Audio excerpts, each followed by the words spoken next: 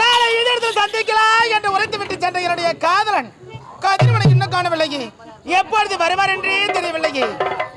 வருவார் என்று வழிமேல் வெடிவெடுத்து காத்துக் கொண்டிருக்கிறேன். வரட்டும் பார்க்கலாம்.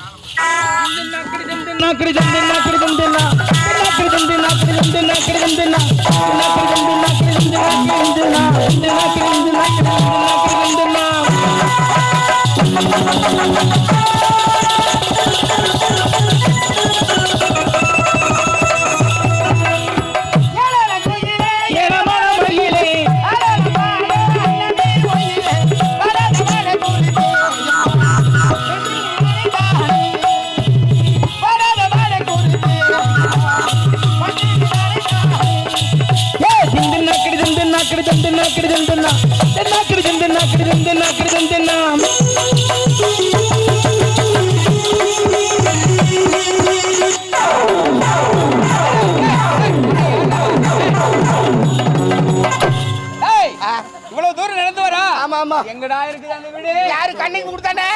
அடுத்த தெரு தான் காட்டுறவா? போடா நீ ஏடா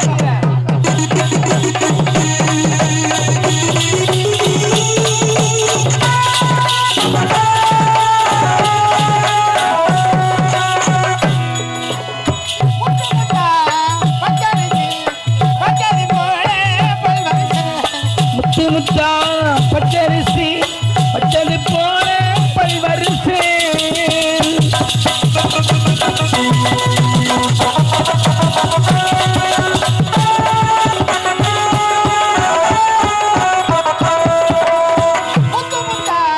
பச்சரிசி பச்சது போல பல்வரிசை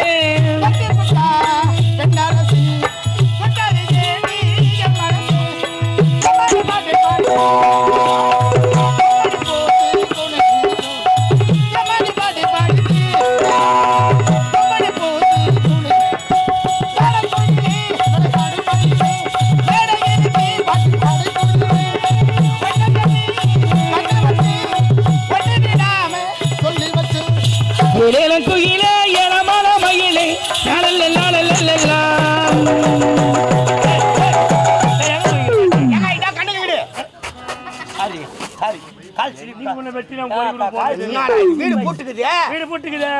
ஒருவேளை அங்க போயிருப்பா.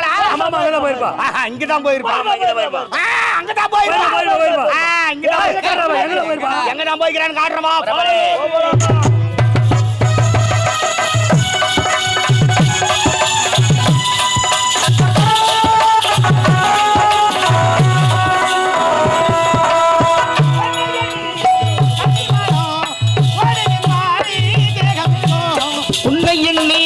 கன்னிமணம் ஓடுது பாரி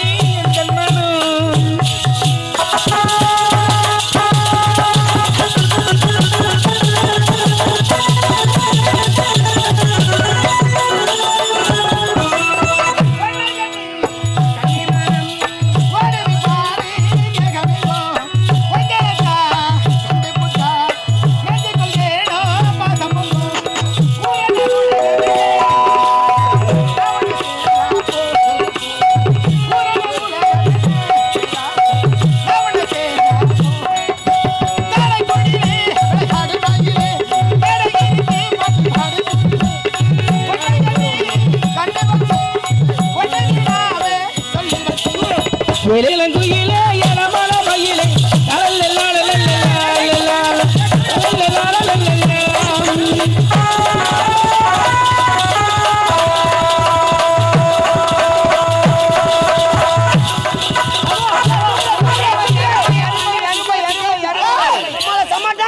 சம்மக்க கத்து கலப்பிட்டே நீ போ.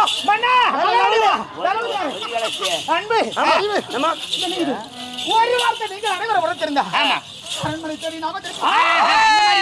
நீ வரக்கூடாது. ஊர்ல சீரியல் செட்டு ரேடியோ கட்டாங்கன்னா உடனே பை தூக்கி கொண்டாந்து இந்த ஏழை கண்ணுகளை கொடுத்து நாடு வந்திருக்கின்றார். என் மருமக பத்தியாடா ரொம்ப பிடிச்சிருக்குது. என் மருமக பத்தியாடா மகாலட்சுமி போல இருக்கடா. மகாலட்சுமியா மருமகளா? அப்படி என்றால் அத்தனை உண்மை உரைத்து விட்டாரா?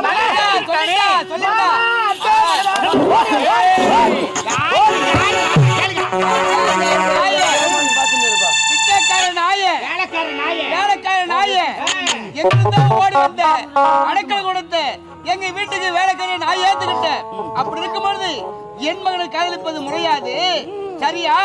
நான் யாரு, எப்பேற்பட்ட எங்க குடும்பம், எப்பேற்பட்ட குடும்பம், என் மகனை காதலிக்கிறேன். அவனை மறந்து விடு.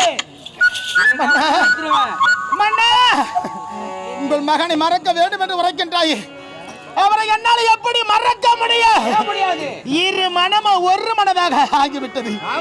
இடையில் இருப்பது திருமணம் தானே.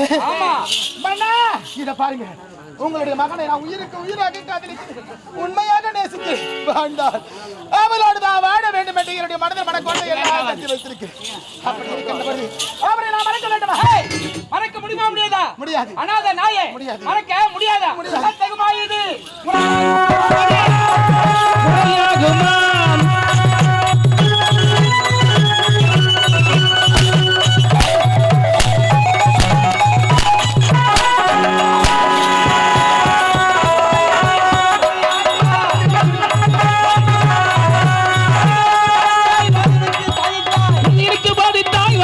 சாதித்தாய்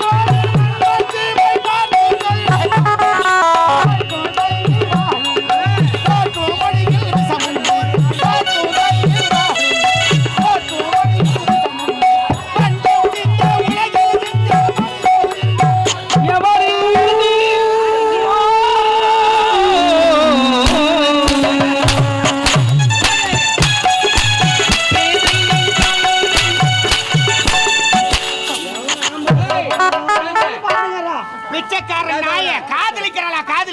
காதலிக்க ஒரு தகுதி தராதரமான